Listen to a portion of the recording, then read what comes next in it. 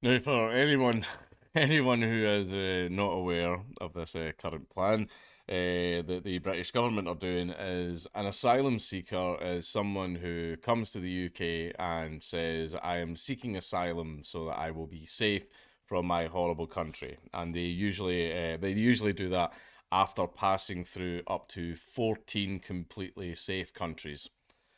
I mean, I'm not sure why they didn't stop, like 7 or 8 countries ago. I mean, it's really, really weird that. But the plan now is that anyone who is rejected, and what asylum seekers usually do is they don't say where they're from, so they cannot, if you don't know where somebody's from, you don't know where to deport them to. So now the British government is just going to dump them all in Rwanda and just go, "Right, there you go." Right, it's a case of do you want to go to Rwanda, or do you want to tell us where you're from? So that seems to be the plan now. I mean, I'm not sure if illegal immigrants are included in this as well, but I mean, I'd be okay with that if they were. Boris Johnson has defended plans to fly asylum seekers to Rwanda as 3 men due to be on the first flight failed in their bids to avoid being removed. Up to 8 people are due to be on Tuesday evening's flight, but appeals against removal are being heard. The PM said he had always known the scheme would attract plenty of legal challenges and said the government may very well need to change the law. There it is there, like that. That wonderful little thing. That's the beauty about being in government. If somebody does something that we don't like, we simply pass a law to make it illegal. And in this case, is it not? Is it not legal? Let's make it legal then. We're the government. The Church of England and human rights groups have criticised the plan. Why? What's wrong with Rwanda? What's wrong with Rwanda? It's a beautiful cultural place. Mr. Johnson said he had long believed the scheme was a long process with potential bumps in the road. The cases lodged on behalf of people set to be flown to the East African nation's capital, Kigali, will be heard before the flight departs after a last ditch attempt to block the flight altogether was rejected by the Court of Appeal on Monday. This judgment was subsequently upheld by the Supreme Court on Tuesday. 3 men have failed in their bids at the High Court not to be removed from the UK to Rwanda on Tuesday, while another legal challenge is ongoing. A Number 10 spokesman said, given the legal challenge, he could not be definitive that the flight would leave on Tuesday, but earlier Foreign Secretary Liz Truss had insisted that Tuesday's flight would leave. On Monday, 138 people reached the UK on 3 boats, with more than 10,000 migrants recorded as making the dangerous journey so far this year. So that's 10,000 undocumented, by the way, because if they're coming over here on the boat across the channel, they're not doing it legally, right? They're coming into the country illegally. So that's over 10,000 people. That's over 10,000 people using public services like the NHS and all like police and schools and all that other stuff. However, they've not contributed into the system at all. But leftists will tell you that that's somehow sustainable. And also because they're illegal immigrants, they can't get a regular job. They usually have to get little off the books jobs paid in cash, so they don't actually pay taxes either. But they'll still use all the public services. But if you dare point out, that fact, you're racist, you're awful, you're terrible. Speaking to cabinet ministers earlier, Mr. Johnson said the government was going to get on and deliver on its plan. He told ministers the objective was to ensure there was a clear distinction between between immigration to the UK by safe and legal routes that the government supports and dangerous and illegal cross-channel migration, which we intend to stop. Now, I think I've realised the problem here. This is for illegal immigrants. Then they've called them asylum seekers to be nice, but in my mind, an asylum seeker is someone who comes over here and applies for asylum, right? After passing through 14 safe countries. But if it's for illegal immigrants, well, sorry, like you weren't. Why did you? Why did you? I mean, if I break into someone's house, I think they're allowed to take me and grab me, physically and dump me back outside. How can you be a libertarian and not believe in open borders? Have you read Hopper? Have you even read Hopper? Sips tea. He told ministers the objective was to ensure there was a clear distinction. Fucking hell. Between immigration to the UK by safe and legal routes, I've just read this, but I'm going to do it again. Safe and legal routes that the government supports, and dangerous and illegal cross channel migration, which we intend to stop. when. The flight on Tuesday evening was originally due to carry dozens of passengers, but most have succeeded in their individual appeals against removal. It is not clear exactly how many will leave on the flight. On Monday night, the Home Office said it was 8, while the charity Care for Calais said the number had fallen to 7. Before Mr Johnson addressed Cabinet, Miss Truss told the BBC the flight would leave even if a very small number of people were on it, as it would establish the principle of the policy to break the business models of people traffickers. If people aren't on the flight today, they will be on subsequent flights to Rwanda. She also declined to say how much the flight would cost, but argued the cost of human trafficking and illegal immigration was huge to the taxpayer, which, yes, it fucking is. There is not nearly as heated a debate in Rwanda about the relocation of asylum seekers as there is in the UK. Critics of the Rwandan government say this muted response is unsurprising, citing limited freedoms. They also point to Rwanda's human rights record, which the government has defended. Rwanda, I don't know. There was a whole thing about the whole, the Hutus and the Tutsis and this whole genocide thing that happened. Government spokeswoman Yolande Makolo added that the asylum seekers would be as free as any Rwandan during their stay. If the relocation goes ahead, I mean, Rwanda, I think, is a perfectly fine country for you to be in. They've gotten over a lot of that that stuff. I mean, what's wrong with Rwanda? You can go there and start a whole new life. There's lots of land. I'm pretty sure Rwanda actually has homesteading. I'm pretty sure Rwanda actually has a homesteading principle. I think, I'm sure. Don't quote me on that. You could go and claim a little bit of land for yourself, grow some crops. I mean, it'd be lovely. What's wrong? Or was that you have to do the work?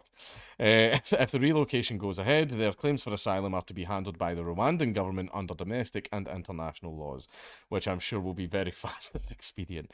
They will be accommodated at the Hope Hostel, which until recently was the home for survivors of the 1994 Rwandan genocide who were orphaned at the time. Opposition leader Victoire Ingabire told the BBC the decision to move them to make room for the asylum seekers was unfortunate. Earlier, the Prime Minister accused lawyers representing migrants of abetting the work of criminal gangs. Yes, because those boats that are coming across the channel, like, these guys aren't just grabbing a random dinghy from the shop. Right, like that's not what they're doing. They're being set up by criminal gangs, and each of these guys, usually whenever they arrive in the UK, they've got shit tons of debt that usually gets passed on to their family, right? And it's messed up. It's messed up, and like criminal gangs are profiting massively from illegal immigration and human trafficking. But Supreme Court President Lord Reid pointedly referred to lawyers performing their proper function, representing their clients against the government as he dealt with one of the cases related to the Rwanda policy. Meanwhile, in a letter to the Times, senior Church of England leaders described the plan as an immoral policy that shames Britain. Signed by the Archbishops of Canterbury and York and more than 20 other bishops who sit in the House of Lords, the letter said that those to be deported to Rwanda have had no choice to appeal or reunite with family in Britain. They have had no consideration of their asylum claim, recognition of their medical or other needs, or any attempts to understand their predicament.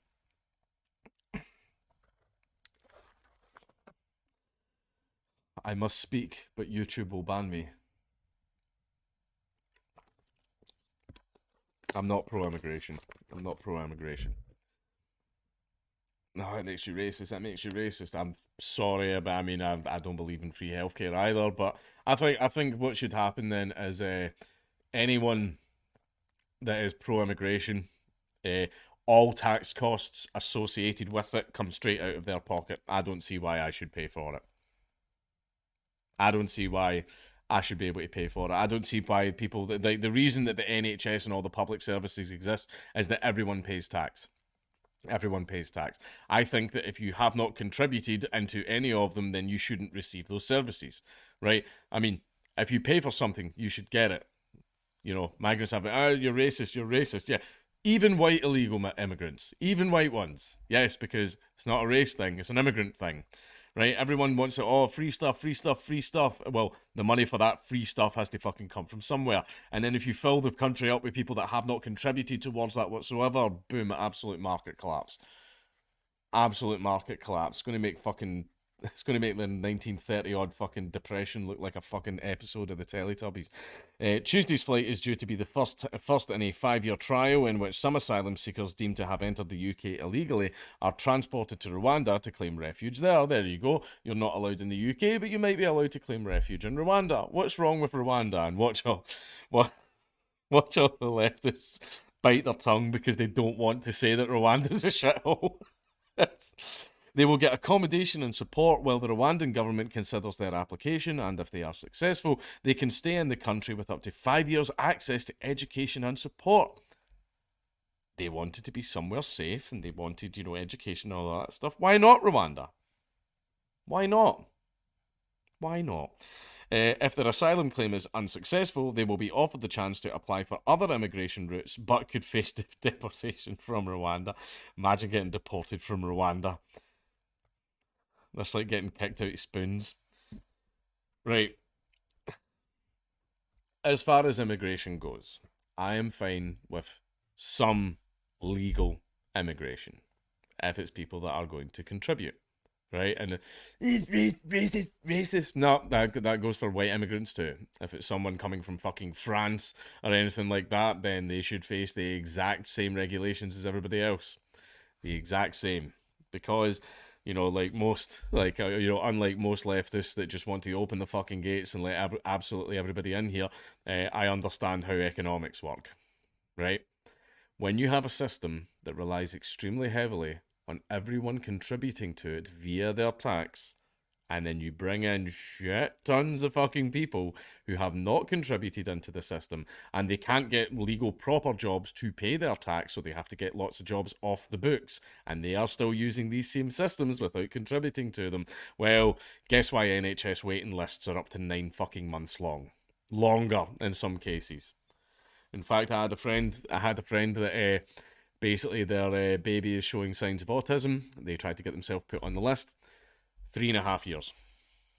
3.5 years. So basically, by the time they get on there, it'll be after the point where, some type of treatment and guidance could help. Right? Why is the NHS like that? Well, it's partly just through absolute utter gross mismanagement because, government going to government. But it's also because far too many people are using a system that they're not contributing to. This is why you're now getting anything between 30 to 40 pupils in one classroom to one teacher. Right? And because each pupil isn't getting, the little one-on-one with the teacher because there's just far too many for them to all do it in the one day, education is now suffering. Education is now lowering. And what was the government's response? Oh, let's just make grades, let's just take away, grades and shit. Let's not actually properly measure. Let's just give everyone an A. Fuck it. That's when you get bullshit like that. The government solution to solving a problem is to create another fucking problem, right? So see, as far as immigration, right, until we go nice and ANCAP and everywhere is considered private property and owned by someone, until then, if someone wants to come through the legal normal route, whatever, that's fine. If bureaucratic pish, but at least they're trying to follow regulations. If someone comes over here on a boat, bye-bye. Bye-bye. Sorry. Don't care if they're white French or white Ukrainians either. You came over here illegally. Bye-bye. Bye-bye.